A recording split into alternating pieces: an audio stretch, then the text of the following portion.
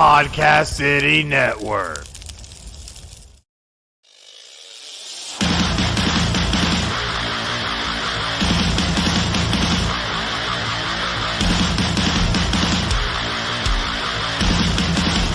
This is Brad Chandler, and you're listening to The Brad Chandler Show.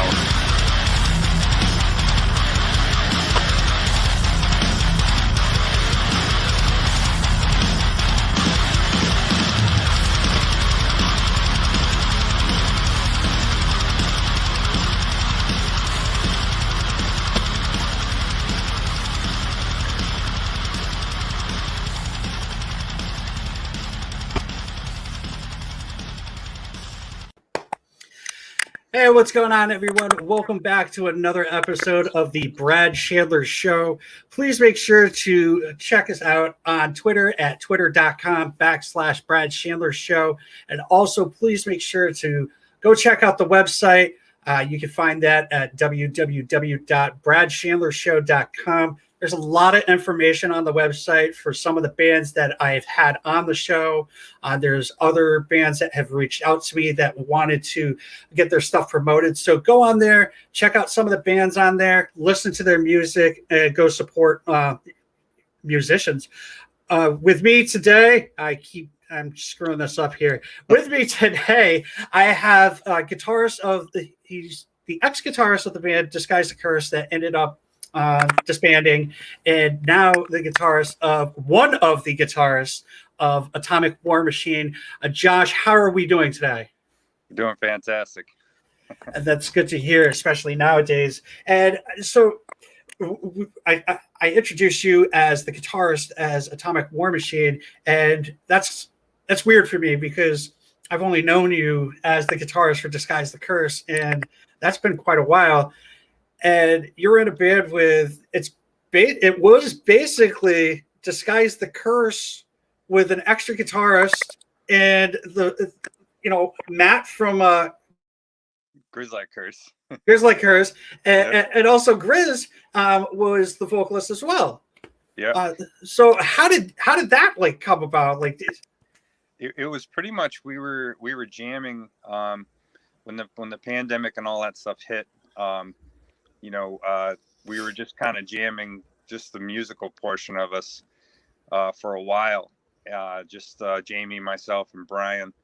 And, then one day it was like, hey, Matt wants to come and jam. And so we were like, yeah, cool, and it was just a sort of a whatever, like, let's just jam and play some music. And then boom, song one happened. And we're like, oh, well, this has some potential. This is fun, and then we played around with that for a little bit. And then I think it was maybe not even 2 practices later, Grizz came and provided some nice growlies for it. And we're like, oh, this is definitely, this is something we can just keep rolling with. And before we knew it, we had a name and just sort of started playing, And the name of the band is one word, correct? Yeah, we tell everybody it's one word: Atomic War Machine. Now, how did that start? Because I see Jamie posting that, and I'm like, dude, this has to be a joke. It really is. So there's tons of like inside jokes that I'm not sure anybody would get, and it just sort of just rolls off of people's tongues, especially at practice. We just kind of just say stuff, and it sort of happens. Like what is it? Chickasaw. We play in the southeast Chickasaw County. The Chickasaw. Chickasaw County. So it's like, I don't know, a sublet of Chicopee and Ludlow. And it's just the kind of stuff that they say. I mean, Jamie comes up with a lot of it. And I was at the tattoo shop.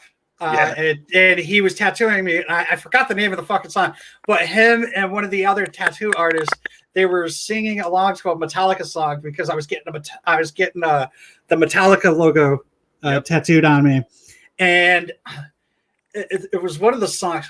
It was off of Injustice for All, and they completely changed the lyrics to it, and I was just like, I told him I would never be able to hear that song again without thinking of it, but I completely forgot. So I definitely understand the Jamie coming up with weird shit He does, and it's hilarious. That's the best part. And like you said, like he will say something that'll stick with you.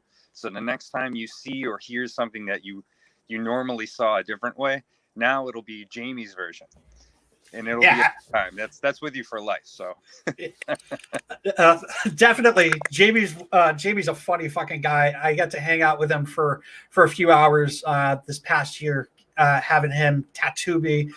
Great artist, both tattooing, actually tattooing, painting, drummer. You know, yeah. And so my question for you is, like, when Matt came in and started playing with you, how was it? How different was it that you actually had a second guitarist that was playing along with you? Because you'd been playing in Disguise the Curse for so long by yourself. Yeah. So it was good because before Disguise the Curse, I had played in a bunch of bands where I was always sort of like the dude in the background guitarist. You know, I was always the second guitarist. You know, and Really? oh yeah, I was always like the second guitarist guy, and so Disguise the Strange. Curse was sort of a way for me to. It wasn't planned that way. It just Brian and I had been jamming long before Disguise the Curse, and we just always got along so well. And we're like, why fuck it up? You know, let's just we'll make some riffs and do some things, and it was just really cool because most times guitarists, I mean, I don't want to bash people, but I mean, guitarists next to singers are probably some of the most egotistical sons of bitches. And it's always 100%. oh yeah, you know, and it's just they're not all that way, but there's a good portion out there. And even the guys who don't outwardly say that they are, there's always that little thing inside you that when you see somebody shredding really good, you're like, oh man, you know, it's just sort of like a step on your nuts. Yeah, it's like, fuck, man. But It's like, you see somebody that has a bad show and you're like, oh, I'm better than them.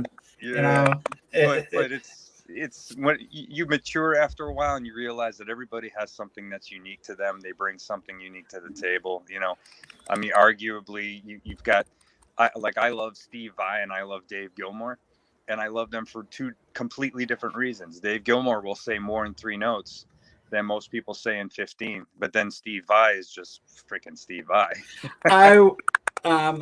So there's Stevie Ray Vaughan is actually a guitarist that I enjoy.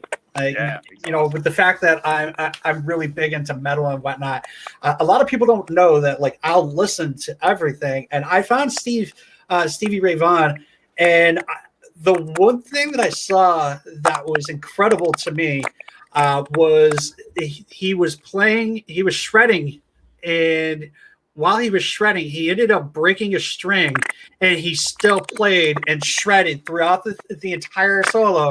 And he ended up changing his fucking guitar, and he still shredded.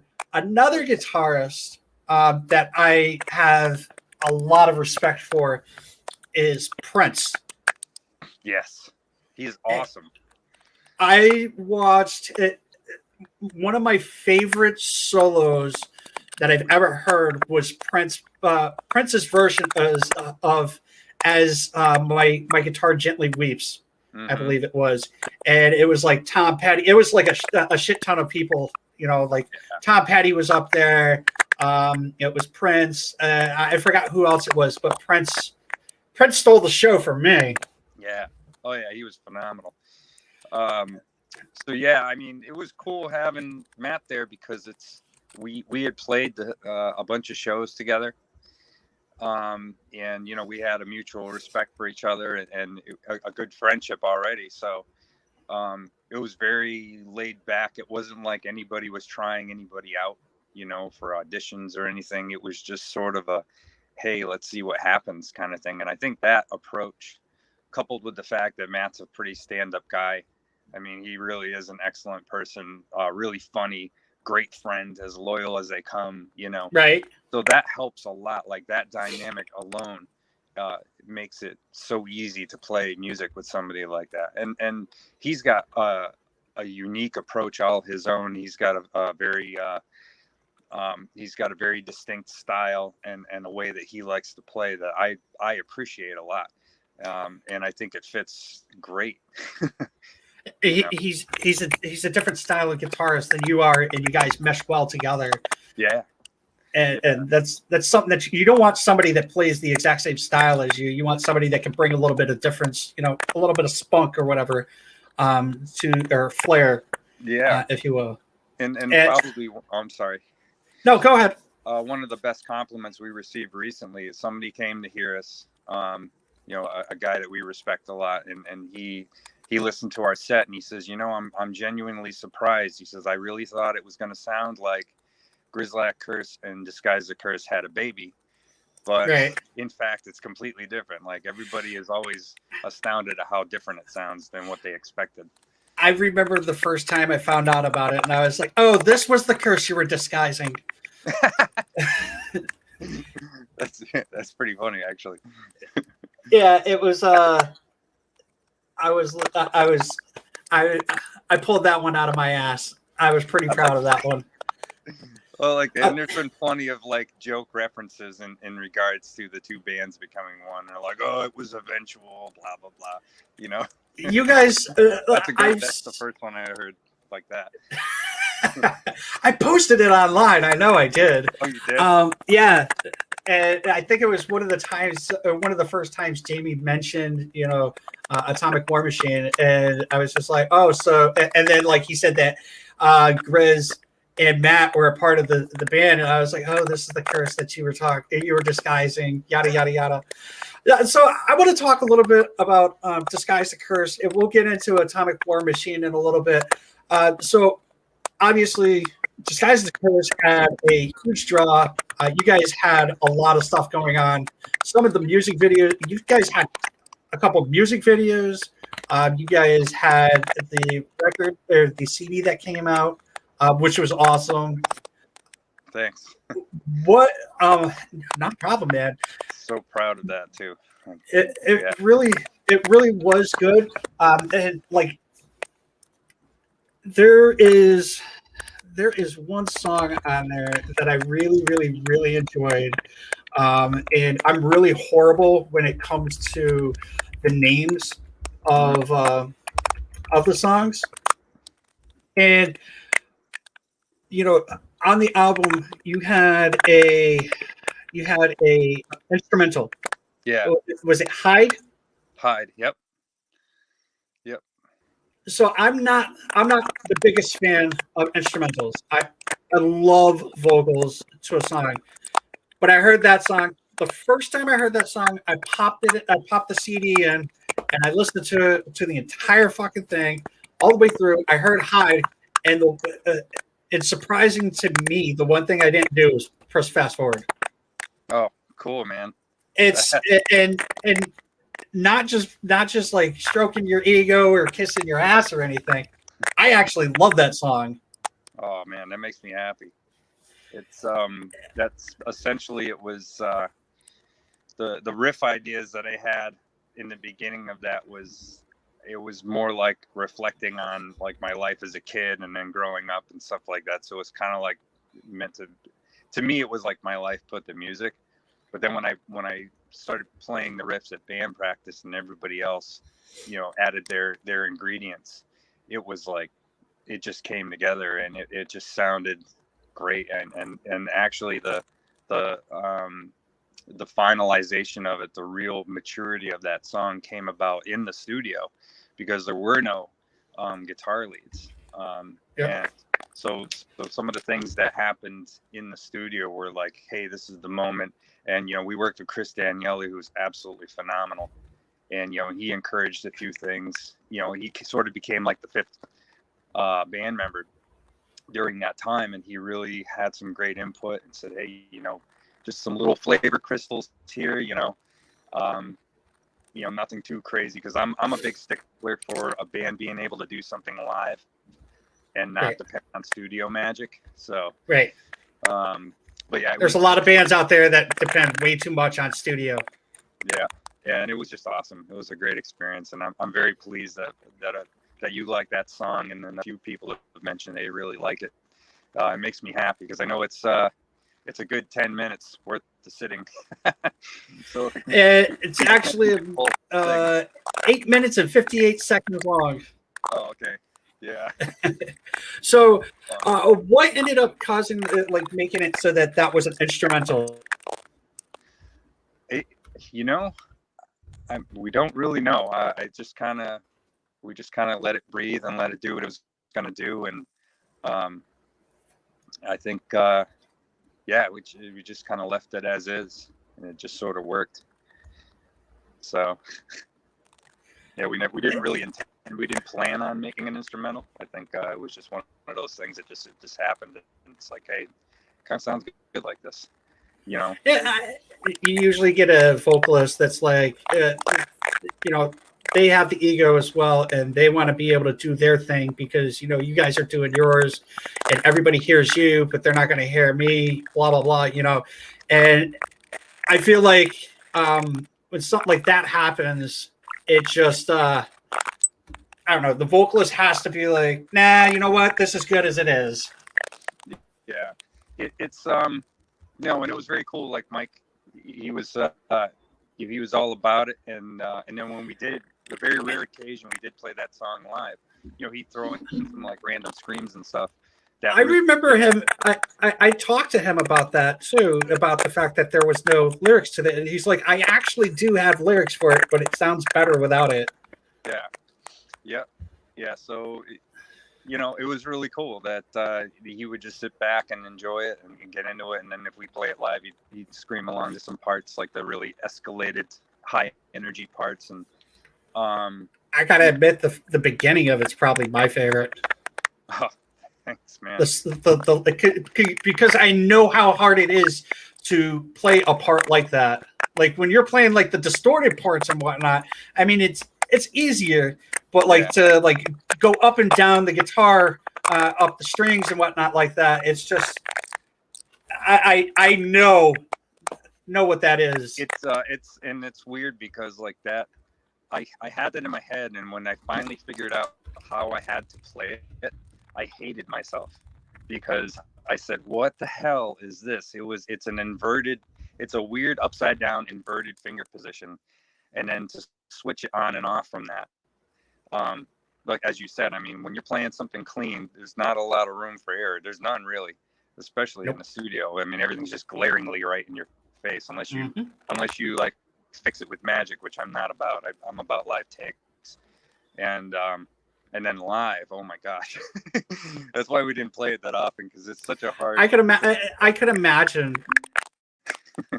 But it's still... when you said that there was a couple times that you had played it live, I was like, really? Like, I really wish I would have seen that. There's on YouTube we have when we did our show where we played the whole CD front to back, we played it live, and I mean, you can hear me struggling to make some of the notes. I can hear it. Other people might not notice, but I hear it. I'm like, ooh, oh, geez. Yep. So another thing that I kind of wanted to talk about was the fact that we talked a little bit before we started recording here. You're one of a very few people within the Massachusetts scene that actually plays lefty. How does that affect you when you go to buy your gear and stuff like that? Well, I mean, yeah, my usual entry into a guitar shop is I look over at the wall with the guitars on it, and I look for the opposing pick guard or, reversed string order. And 95% of the time, there's maybe one or two guitars there that's an actual lefty guitar, and it's usually like an Ibanez G10 or some like $100, $200 guitar. Not that there's anything wrong with those, but I just typically a guitar like that doesn't play the way I want it to play. Right. And, so yeah, I mean, it's kind of a big letdown. Every once in a while, I'll see something cool like a Schecter Diamond series or something that somebody traded in, because there are other lefties out there. I just rarely bump into them. But yeah, it's a bummer. And then if I order something, I'm typically paying more money. Yeah, I've noticed. I noticed that, like when I go to like look at guitars and stuff online and stuff, like I'll look at a guitar that's like $800, and then it'll say if you want a lefty, it's this much more. And it's like, wait, what the fuck? Yeah, I mean, my first real guitar that I ordered, I actually had it made, and I mowed a million lawns and painted garages to pay for this thing. But it was one of the last New Hartford, Connecticut made Hamers, and Okay. I had custom ordered through Guitar Academy in Agawam. Actually, I ordered it through Tony from Guitar Academy in Agawam, and I got updates on the build and everything. But it was, I mean, this is 1995. I ordered this thing, and it was, or was it 90? I don't remember what it was. Early 90s. But anyways, I ordered it, and it was $1,300 for the guitar. And then they sent this thing saying, hey, we had to custom make the case too. So then it was an additional like $200 for the case, just because it wouldn't fit, and they didn't have anything that would fit. It was a lefty Hamer Diablo, and they didn't make them. So they even had to make the bridge. They had to make the bridge custom. So See, that's so shitty. Righties, like guitarists that play, righty, they take that shit for granted. Like you can go into any guitar shop and you can just find whatever you want. yeah. But as a lefty, like bassist or guitarist, it's got to be incredibly hard. And I can imagine, even a drummer who plays lefty, it's got to kind of be hard to find something too. Yeah, they typically end up reversing the set, and it's not Well, set up to do that. So they spend a lot of time doing that. right, it just sucks. So I wanted to talk about your gear. You said you had a customized hammer. What do you currently play? So now this is funny because I played the Hamer for a number of years, and it's my first real guitar. It's my baby. I love it to death. And Yep. There's a couple times at shows where one of the bands had stuff disappear, and I started to freak out a little bit. I'm like, I don't want that happening. So I said, let me get something that's still customized but not as hard to replace, because I'll never get another Hamer like that. So Right. I bought it was an Ibanez Prestige. I had that done up with the Zakk Wylde EMG 8185 setup, a la Kill Switch Engage. I mean, the first time I heard Kill Switch's End of Heartache, I'm like, what is that fucking guitar sound?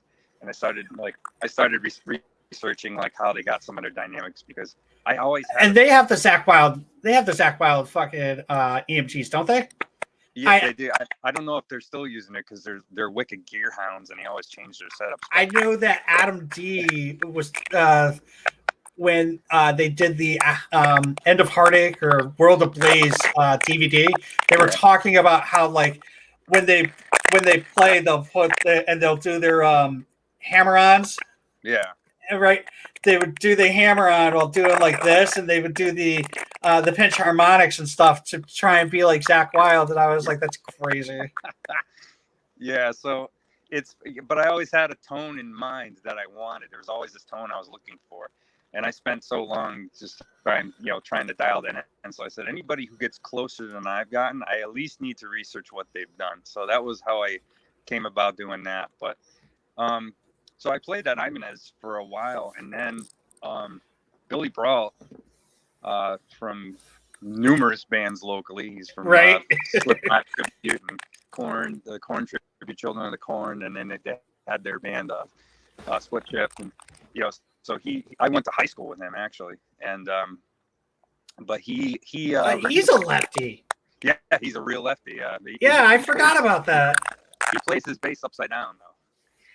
He's his bass is actually he'll take a lefty bass, but he'll string it backwards, which is it's unique, but it's always worked for him. Yeah.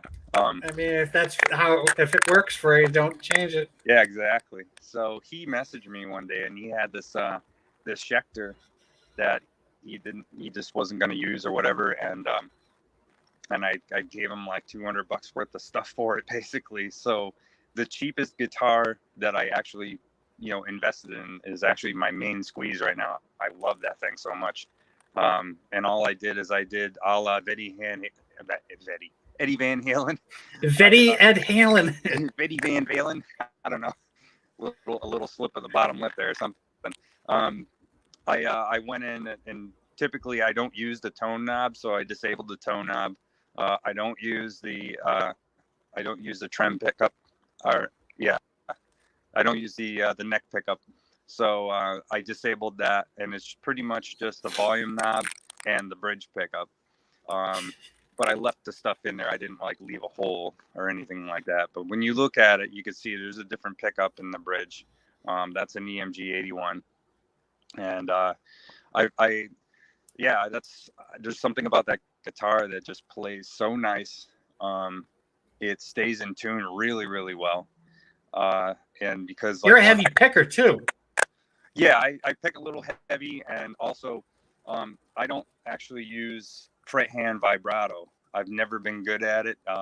There's just something where I don't know if it's my wrist or whatever. I just never got a good sounding vibrato, and so I use the floating bridge, and I just kind of like Korn style. I don't use a whammy bar. I just grab onto the bridge and use that for my vibrato. And same with like my pinch harmonics. I actually do dime bag harmonics. I don't do actual pinch harmonics, and that guitar just worked well for all of that style. I just found that it worked extremely well for me, and I'm very happy with that because, again, I mean, I paid very little for it. It came from a friend of mine that I respect a lot, and it's just been an awesome piece. Now, is it blue or is it purple? What color is it? It's like a see-through red. It's like that beautiful like blood red that you can see through to the. Why am I thinking blue for some reason? I don't know. I pretty much have only had the red Schecter, the black Ibanez, the red Hamer. I did play a 7. Actually, a little fun fact: I started Disguise the Curse with a Schecter 7-string, and I got rid of that because I didn't like. I'm a 6-string guy all the way, and the 7-string was just because I liked the actual B tuning, and but I didn't like the upper section of the strings. I didn't like the scales, so I ended up just putting a 7-string set on a 6-string and leaving off the high. Okay, it was a red guitar. I don't know why I was thinking blue for some. Maybe I'm thinking of your album. Yeah, the album is very blue. Yeah, the Echoes of the Dying Light. So typically, what I do on here is I ask people their influences and what got you to pick up the guitar. So I'd like to hear a little bit about your influences, music-wise, and what made you pick up the guitar for the very first time. So I started out. I mean, I was very much a Genesis, old school Genesis with Peter Gabriel. Yes, King Crimson kind of vibe. I like that old Pink Floyd, and I also liked Cream. I liked a bunch of bands when I was younger that, were just stuff that I heard either playing from people's garages and things. And I started out actually wanting to play drums, and unfortunately with drums, you need to have a set, which is never cheap. So I would set up buckets. And if it is like cheap, it's no good. Yeah, exactly. So I ended up like beating on buckets and things, and nobody wanted to listen to that. And they're like, well, here, kid, here's a Radio Shack keyboard that you can only press one key at a time, and here's a set of headphones. Like, shut up, And it was actually my grandparents. They found it at a tag sale, and they're like, this ought to be good. This will keep them from beating on buckets. So, and I wasn't opposed to it because I loved a lot of the music I loved at the time. Had lots of pretty synthesizer stuff and melodies. Okay. But from there, I just started to see really cool stuff with like Hendrix. I finally got to see some Hendrix videos and Eddie Van Halen, and I just got to see all these guys with guitars having an awesome time. And it just looked like a lot of fun to me. And then also a lot of the stuff that gave me goosebumps were like really deep guitar leads. And oh yeah, you found a picture of me with my my keyboard there. Yeah.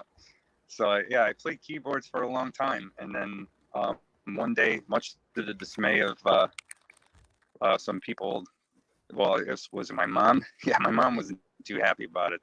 I traded in my keyboard for a Martin Lefty Electric, which is that ended up getting stolen. But I traded it in for that, and I before that I had built the guitar with junk. Well, holy shit, man! I just came across something I have to share. Yeah. I've never seen you with so much hair. Is that a righty guitar as well? No, that is the 7-string Schecter. Okay. That was with a Supper System. Okay. That was weird. That was actually, that show was at the Hippodrome with All That Remains. So that was an interesting show. but yeah, I'm sure it was. Crap ton of hair. So yeah, I traded in my keyboard for a guitar, and I just used to practice constantly. I just constantly try and teach myself, because I took like one keyboard lesson and hated it. I just didn't like the fact that it was like integrating math with something that I love. I absolutely despise math. And when they started tossing numbers at me, I said, nope. Yeah, so you fucking hate math. So you became a musician. That makes sense. Yeah. So, I said, well, I can play whatever I hear. I can listen to something and figure it out. So is there any merit to that? And of course the teacher was like, nope, you got to learn by the book. Math. And I'm like, no. Was it music theory? He was trying to teach you music theory? Yeah, theory and meter and stuff like that. So listen, I can keep a beat. I had so my senior year of high school, I had a music theory class, and I used to skip the class every time we had class, and I would skip the class to go play drums with one of my friends in the room like next door. Oh wow. Yeah, and luckily enough, I ended up passing because the music theory teacher was like, "All right, whatever, fuck it. You're no longer going to be my problem." That's awesome. So let's talk about Atomic War Machine. It is one word, everyone. Yep. You obviously talked about the fact that like how it started. It was you, Jamie, and Brian. You guys were all talking about that. So before we get into that, what ended up happening with Disguise the Curse? Is that something we can talk about, or? Yeah, I mean, so the pandemic put a damper on our practice times. That was difficult. And then because our singer Mike at the time, his girl had a compromised health issues and things like that. So he was doing the right thing. He wanted to be extra careful, and so we didn't really get to practice as a whole band for a while. And there was he had some plans in the works anyways to move out to Indiana, which he actually just did. So we kind of knew the time was sort of limited on that. Okay. And we had some more songs we wanted to record, some newer ones, but we didn't quite have enough for, like, let's say an album. We probably had enough for an LP. Right. Or for an EP. But we ended up, it just ended up, we didn't get back together. And, because we knew Mike was moving and stuff, and we kind of left it on a high note. We had that one last broadcast and stuff. And none of it was really planned, though. I mean, it's kind of just how it all happened. The pandemic, it just like put a damper on everything there. It really did. And I don't, we're all good friends still, and everything's fine between us. I definitely personally, I felt like there was a lot of things in my own life that I think I let affect me and how I brought things to the table there. and I definitely held us back in the latter part of our writing phases. I mean, it started to take us a lot longer to write things and stuff like that, and I take ownership of that, because there were some things that sort of smacked me upside the head that I didn't see coming, and instead of dealing with it properly, I think I definitely went down a bad path with my thought process. So, and I take ownership of that, and I think it held us back, and it definitely took the fire. When you get together and you write with guys, and your band is going hot and heavy, and everything feels great. I think that definitely added to, in addition to the pandemic, I think it added to the vacuum that sucked the fun out of everything, and it just sort of made it more like a job. It did. And actually, I had a project that I was working on right before the pandemic, and shutdown happened. And literally, like when they started shutting down everything, all of the three of us just completely like stopped. We stayed home, and we were like, we'll get together if and when we can. And we just never got back together. Yeah. So it sucks. But the music, hopefully we'll be able to start playing shows this summer and going to shows and whatnot, because I know there's places out there like I don't know if you know, but Cook's Cafe just closed down. About that. Yeah, there's places closing down, and it's just like venues are gonna start closing because they're not making any money and whatnot. And one of the places that I'm afraid to close down is like Cherry Street. I don't know if it's what's the other place called up in Chicopee.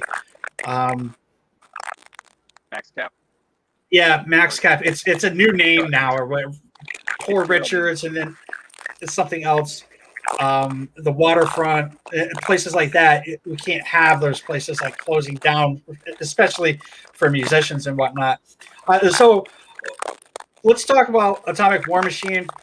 We already know how you guys got together, how Matt came, how Eric came. Eric's no longer part of the band. That was nothing bad, no bad blood there. You guys are still all good friends and whatnot.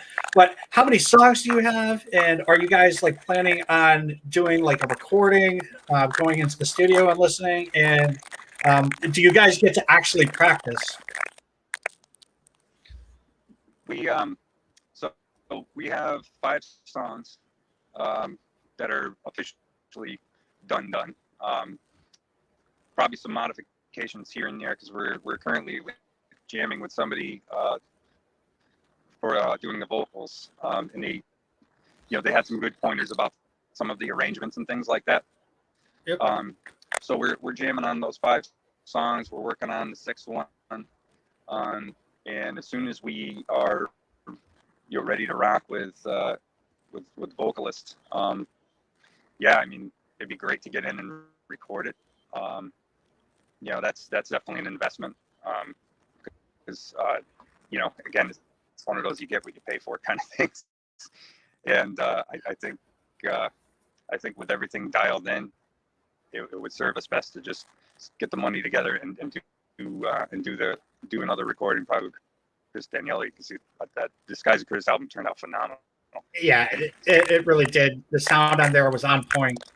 He's very talented too. I mean, he did all the videos. He did the recording for the album, and he also does this phenomenal photography too. So, if you ever see anything that looks really awesome, like a cabin shot from Vermont or New Hampshire or somewhere really cool, like upstate Hunter, New York.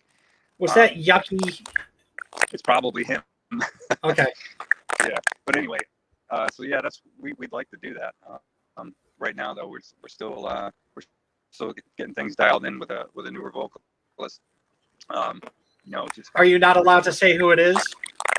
No, not yet. Is it someone that we would know within the scene? It's definitely somebody you would know. Okay. Yeah, Okay. definitely somebody you would know. I think at this point we're still kind of getting together for our first times, And Yeah, you can't make an announcement saying that he's the vocalist.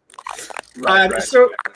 Josh, typically what I do at the end of a show is I play the band that is affiliated with the member or members that I have on the show, because we do not have any professionally recorded music for Atomic War Machine. We are going to play a song, a video from your previous band, Disguise the Curse, so everybody can hear your wonderful guitar riffs, and we're going to listen to One with a Loaded Gun. Before we do that, is there any plugging that you want to do? Like, do you want people to follow you on Twitter, Facebook, YouTube, anything like that? I think, yeah, just keep an eye out for Atomic War Machine stuff. Make sure if you haven't liked our page already, definitely like our page, and we'll update as updates come. And for me personally, I really don't have a whole lot of plugs other than, I do some acoustic covers on YouTube. If anybody's ever interested in that. Yeah, I was basically talking about Atomic War Machine. So just check out Atomic War Machine. Go follow them on Facebook. Look them up. Facebook. Search Atomic War Machine. You'll see updates. Jamie Cross will always post up Atomic War Machine is one word, or I got one word for you, Atomic War Machine. And with that being said, we're going to listen to One with a Loaded Gun.